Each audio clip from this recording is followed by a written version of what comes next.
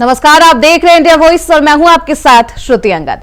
Bulletin करेंगे शुरुआत। लखनऊ से बड़ी खबर सामने आ रही है। सूत्रों के हवाले से ये बड़ी खबर, यूपी में बीजेपी के संगठन चुनाव के बाद फेरबदल की संभावना। संगठन के चुनाव के बाद मंत्रिमंडल में बदलाव हो सकता है। संगठन चुनाव की प्रक्रिया जनवरी के अंत तक पूरी होगी। चुनाव के बाद योगी मंत्रिमंडल में बड़ा बदलाव हो सकता है। प्रदेश अध्यक्ष भूपेंद्र चौधरी सरकार का हिस्सा हो सकते हैं। कई मंत्रियों के विभागों में कटौती भी की जा सकती है। कई नए चेहरे को मंत्रिमंडल में जगह मिल सकती है, वो मंत्रिमंडल का हिस्सा हो सकते हैं। जितिन प्रसाद के सांसद बनने के बाद से मंत्री पद रिक्त है। अनु प्रधान के सांसद बनने के बाद से भी मंत्री पद रिक्त है। पीडब्ल्यूडी विभाग पर भी कई नेताओं की नजर बनी हुई है। इस खबर पर ज्यादा जानकारी के साथ हमारे संवाददाता रमन मिश्रा हमारे साथ जुड़ चुके हैं। रमन, क्या कुछ जानकारी है? कहा जा रहा है कि संगठन के चुनाव के बाद फेरबदल देखा जा सकता है मंत्रिमंडल में।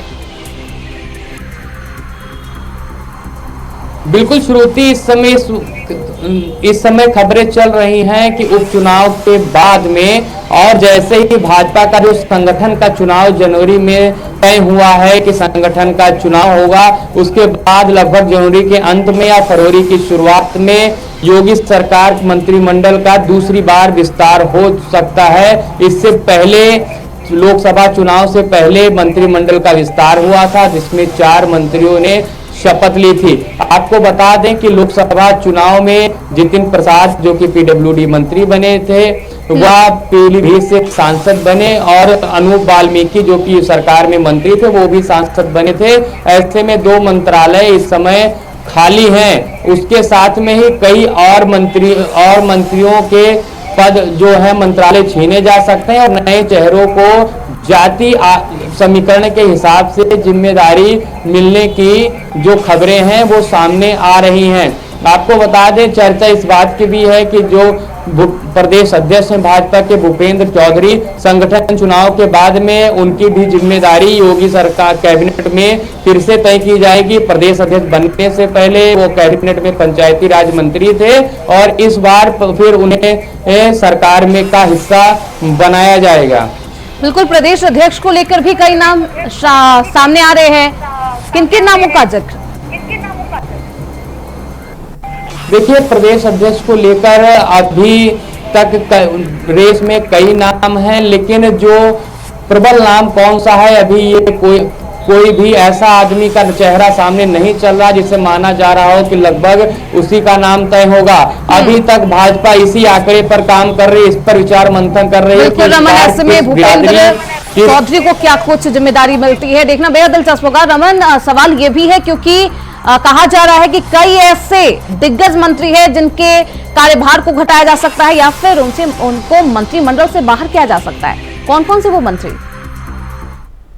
बिल्कुल, योगी सरकार 2017 से ही फॉर्मूले पर काम करती है, जो रिपोर्ट कार्ड बनवाती है मंत्रियों का। जो मंत्री फिसड्डी रहते हैं उन मंत्रियों को या तो फटकार लगती है और या फिर आगे चलकर मंत्रिमंडल जब विस्तार होता है तो उनकी छुट्टी भी की जाती है।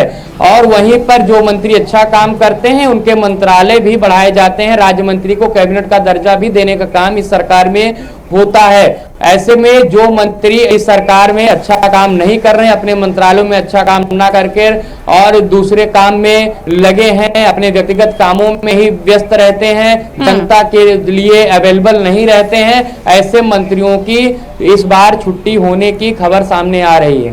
बिल्कुल, ऐसे में पीडब्ल्यूडी विभाग का जो मंत्री पद है वो भी रिक्त है, जिस पर सभी की निगाहें टिकी हुई है। कौन कौन से जो दिग्गज नेता है इस लिस्ट में शामिल है, इस रेस में भाग लेने वाले? जी बिल्कुल, पीडब्ल्यूडी विभाग जो कि किसी भी सरकार का लगभग सबसे अहम विभाग माना जाता है और ऐसे में जितिन प्रसाद जो पीडब्ल्यूडी मंत्री थे, उनके इस्तीफे के बाद में ये पद अभी ये विभाग भी रिक्त है, मुख्यमंत्री से अटैच है और अब इस विभाग को लेकर तमाम दावेदार रेस में हैं। इससे पहले केशव प्रसाद मौर्य जो डिप्टी सीएम है, 2017 से 22 तक पीडब्ल्यूडी उनके पास में था। वह माना जा रहा है केशव प्रसाद मौर्य, स्वतंत्र देव सिंह जैसे और बड़े नेता पीडब्ल्यूडी विभाग पर नजर गड़ाए बैठे हैं, लेकिन अभी तक कौन इस रेस में रहेगा या फिर ये विभाग सीधे मुख्यमंत्री के पास में ही इस बार रहेगा, इसको लेकर अभी सस्पेंस बना हुआ है। और जब तक मंत्रिमंडल विस्तार नहीं हो जाता तब तक ये सस्पेंस बरकरार रहेगा। बिल्कुल, मंत्रिमंडल का विस्तार संगठन के चुनाव के बाद होगा। ऐसे में संगठन चुनाव को लेकर क्या कुछ रणनीति? संगठन चुनाव को लेकर रणनीति साफ है। भाजपा का जो 2 सदस्यता अभियान होता है, एक जो मिस कॉल सदस्यता अभियान और दूसरा जो सक्रिय सदस्यता अभियान, दोनों लगभग एक अभियान पूरा हो चुका है, दूसरा लगभग चल रहा है। दिसंबर के महीने तक वो भी पूरा हो जाएगा। जो संगठन चुनाव को लेकर बैठक भी हो चुकी है। महेंद्र पांडे जो प्रभारी बनाए गए हैं, पूर्व केंद्रीय मंत्री, उन्होंने इंदिरा गांधी प्रतिष्ठान में deputy CM Brajesh Pathak, deputy CM Keshav Prasad Maurya, संगठन मंत्री धर्मपाल और प्रदेश अध्यक्ष भूपेंद्र चौधरी के साथ तमाम प्रदेश के पदाधिकारियों के साथ में बैठक की और इस चुनाव की रणनीति पर चर्चा की। किस तरीके से चुनाव कराया जाएगा, कौन से मुद्दों कैसे कौन से एलिजिबिलिटी होगी जिसके आधार पर इस बार पदाधिकारी चुने जाएंगे, इसको लेकर रणनीति लगभग क्लियर हो गई है। ऐसे में मंत्रिमंडल का विस्तार भी किया जाएगा। संगठन चुनाव के बाद देखना बेहद दिलचस्प होगा कि किसकी कटौती होगी, किसके कार्यभार को कम किया जाएगा और किससे अधिक कार्यभार सौंपा जाता है। आप बने रहिए रमन, आप हमारे साथ आगे भी आपका रुख करेंगे। तो यूपी में बीजेपी के संगठन चुनाव के बाद मंत्रिमंडल में एक बार फिर से फेरबदल होने की संभावनाएं जताई जा रही है। खबरों में बढ़ते आगे, अमेठी से बड़ी खबर सामने आ रही है। मत्स्य मंत्री संजय निषाद का अमेठी दौरा है आज। विभिन्न कार्यक्रमों में शामिल होंगे मंत्री संजय निषाद।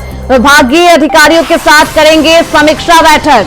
तो संजय निषाद अमेठी दौरे पर है, ये बेहद अहम दौरा। और संजय निषाद आज विभागीय अधिकारियों के साथ समीक्षा बैठक करते हुए भी नजर आएंगे।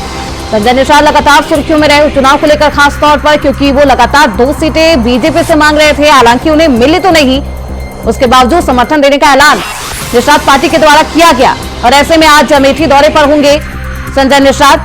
कई कार्यक्रमों में भी हिस्सा लेंगे, विभागीय अधिकारियों के साथ समीक्षा बैठक करते हुए नजर आएंगे।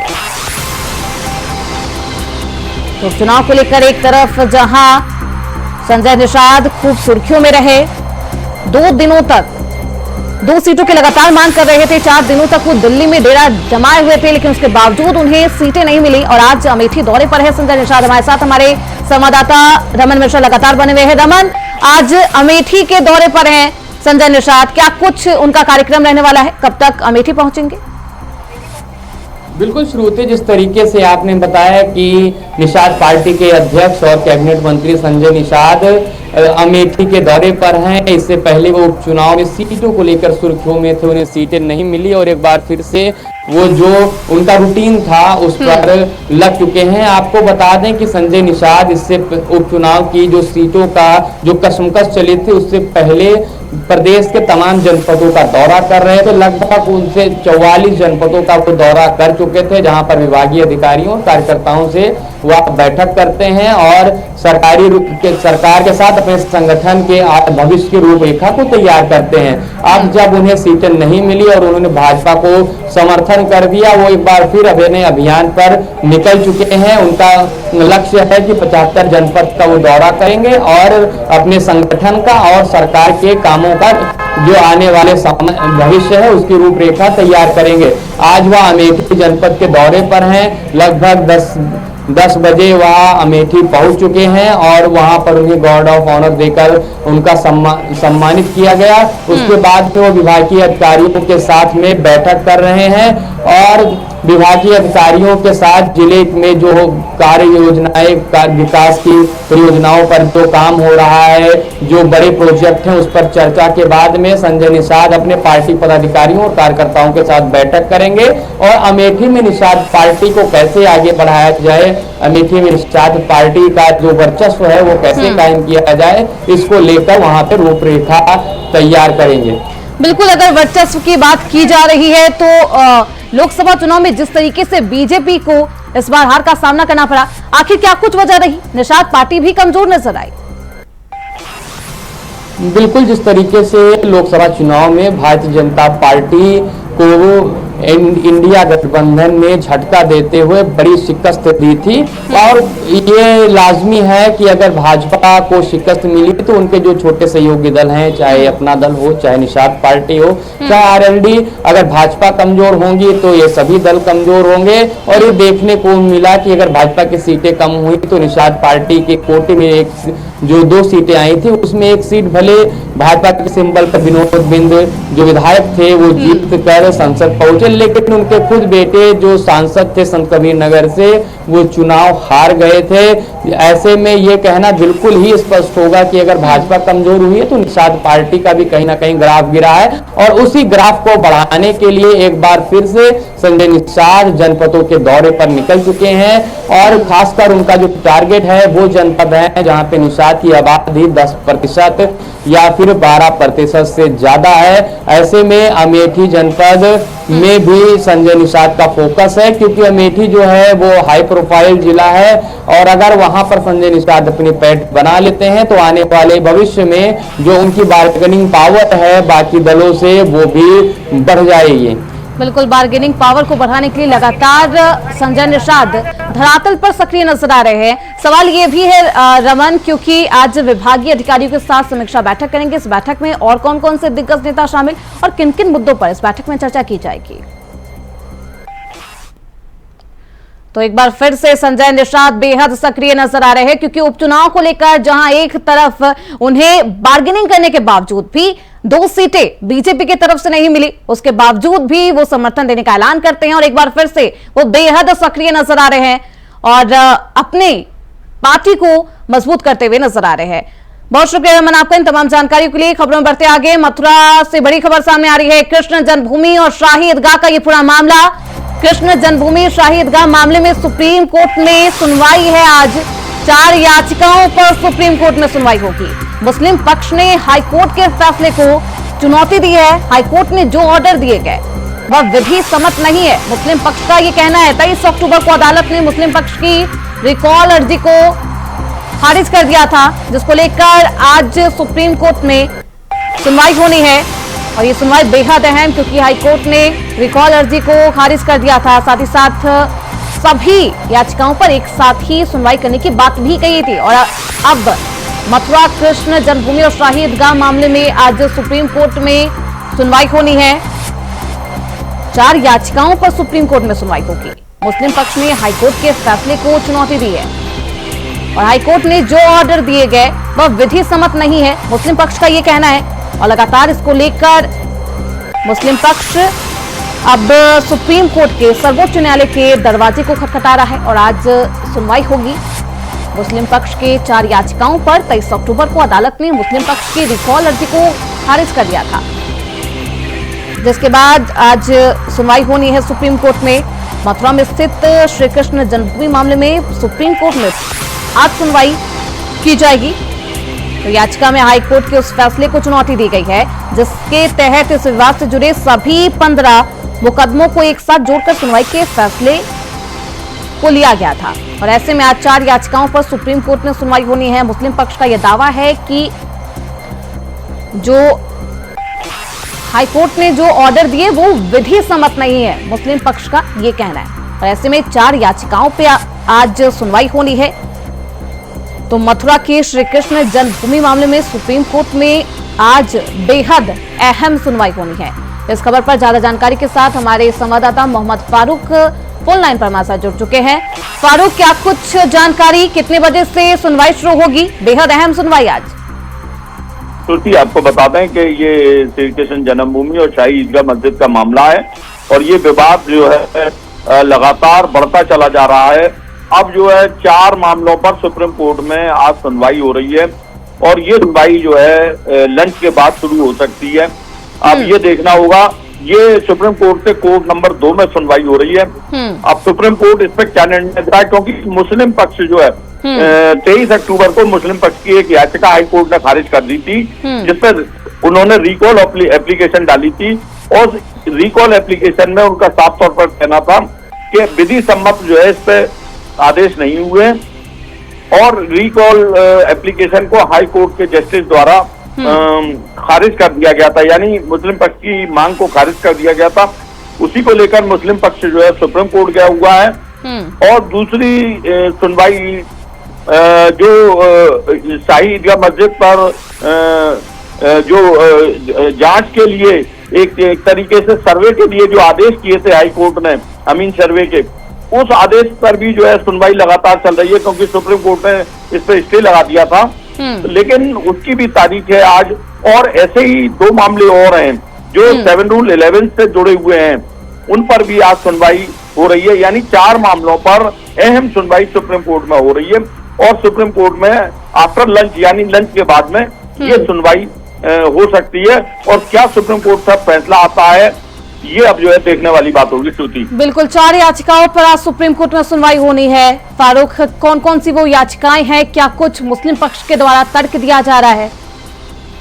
जी श्रुति, मुस्लिम पक्ष द्वारा हाई कोर्ट द्वारा जो आदेश किए गए हैं, यानी जो रिकॉल एप्लीकेशन मुस्लिम पक्ष की हाई कोर्ट द्वारा खारिज की गई है, उसको लेकर मुस्लिम पक्ष का कहना है कि ये कार्रवाई जो हुई है या जो उनकी रिकॉल एप्लीकेशन खारिज हुई है वो विधि सम्मत नहीं है।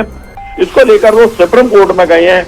एक मुकदमा ये है और दूसरा उनकी अपील है जो ईदगाह जो शाही मस्जिद ईदगाह है, उस ईदगाह का अमीन सर्वे होना था, उस पर सुप्रीम कोर्ट ने हाई कोर्ट ने आदेश कर दिए थे और सुप्रीम कोर्ट में मुस्लिम पक्ष गया था। जहां सुप्रीम कोर्ट में स्टे कर दिया था, उस पर भी आज सुनवाई है।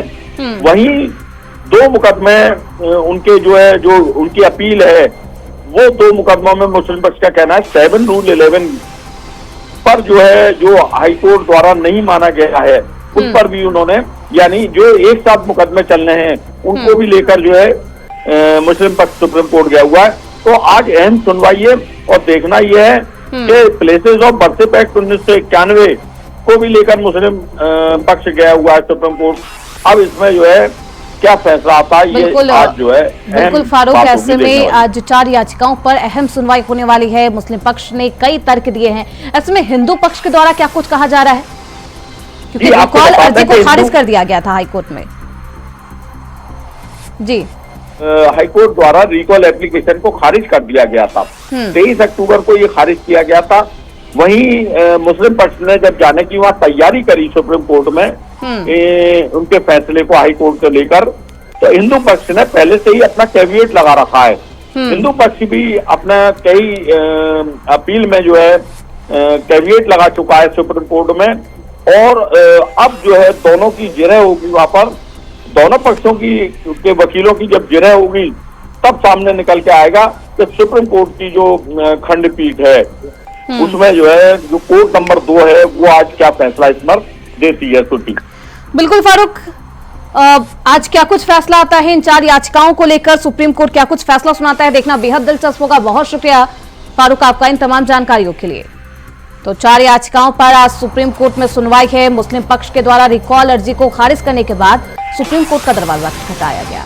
श्री कृष्ण जन्मभूमि और शाही ईदगाह विवाद के मामले में आज सुप्रीम कोर्ट में भी थोड़ी देर में सुनवाई होने जा रही है, और जिसमें कि 4 मामलों में सुनवाई होगी, और जिसमें विशेष रूप से शाही ईदगाह पक्ष की तरफ से जो एप्लीकेशंस लगाई गई हैं, जो रिट्स दाखिल की गई हैं, वो सिर्फ हिंदू पक्ष को भटकाने के लिए और इस प्रोसीडिंग को रोकने के लिए लगाई गई है। आज विशेष रूप से रिकॉल एप्लीकेशन पर, 7 रूल 11 पर यानी कि पोषणता पर, और कोर्ट कमीशन के साथ साथ ट्रांसफर एप्लीकेशन जो मुस्लिम पक्ष के द्वारा लगाई गई थी कि जितने भी केस हैं उच्च न्यायालय इलाहाबाद में न चल करके मथुरा में चले। आज इन सभी 4 मामलों पर अभी थोड़ी देर में सुनवाई होने जा रही है, और जिसमें कि हमने अपने जवाब दाखिल किए हैं और कुछ में हम आज अपना जवाब दाखिल करेंगे। कृष्ण जन्मभूमि बनाम शाही मस्जिद ईदगाह प्रकरण में माननीय सुप्रीम कोर्ट में 5 नवंबर को होने वाली सुनवाई 3 मामलों में सुनवाई होने जा रही है। आपको सबको पता है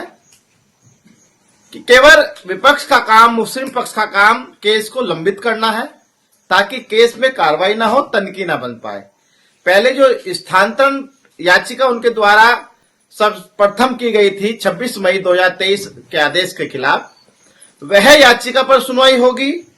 दूसरा सर्वे आदेश जो श्री कृष्ण जन्मभूमि का विवादित परिसर का सर्वे होना था, उस पर जो याचिका इन्होंने किया है, जिस पर स्टे भी चल रहा है, उस पर सुनवाई होना है। तीसरा मामला 1 अगस्त को वाद की पोषणीयता को लेकर आदेश 7 नियम 11 पर के खिलाफ जो हाई कोर्ट ने ऑर्डर किया 1 अगस्त 2024 को, उसके खिलाफ याचिका की है। ये तीनों याचिका पर 5 नवंबर को कोर्ट नंबर 2 में सुनवाई होने जा रही है।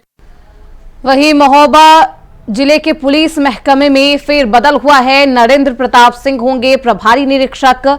कुलपहाड़ बने गणेश कुमार गुप्ता को मिला थाना अध्यक्ष का चार्ज। अर्जुन सिंह को प्रभारी निरीक्षक महोबा सदर का चार्ज दिया गया है। राधेश्याम वर्मा प्रभारी निरीक्षक कबरई बनाए गए हैं। प्रवीण कुमार सिंह को थाना अध्यक्ष चरखारी का चार्ज दिया गया है। मनीष कुमार पांडे थाना अध्यक्ष अजनर बनाए गए हैं। गुलाब त्रिपाठी प्रभारी को थाना प्रभारी पनवाड़ी का चार्ज दिया गया है। नागेंद्र सिंह प्रभारी अपराध शाखा हुए स्थानांतरित। अभीश कुमार मिश्रा को प्रभारी रिट सेल का मिला है चार्ज। विषय देव PRO पुलिस अधीक्षक बनाए गए हैं।